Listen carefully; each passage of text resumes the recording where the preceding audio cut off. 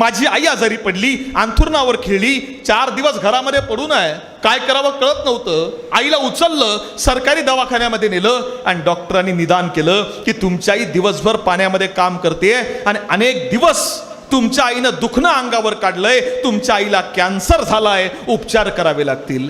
Sir वडील निघून गेले होते, आता आईशिवाय दुसरं कोण आहे? आई हेच जग आणि आई हेच सर्वस्व. पण वाचवायचं कसं? सर पैसेच नाहीये. सर होतं नव्हतं तेवढं सगळं विकून टाकलं. अखेरच्या क्षणी आईच्या अंगावरचं मंगळसूत्र सुद्धा विकलं. पण सर माझी आई काही वाचलीच नाही.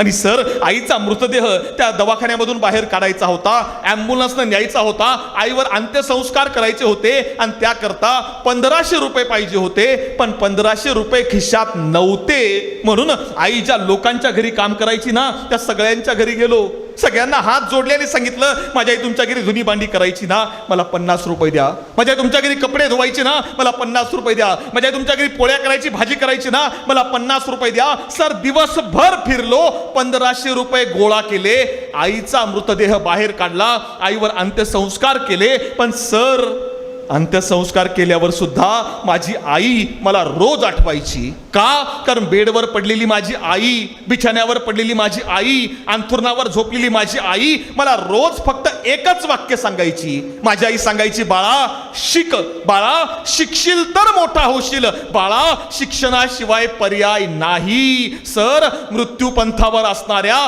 माझ्या आईचे मी तेवढेच शब्द लक्षात ठेवले, अभ्यास केला आणि 12वीला मुंबई विभागामध्ये पहिला आलो.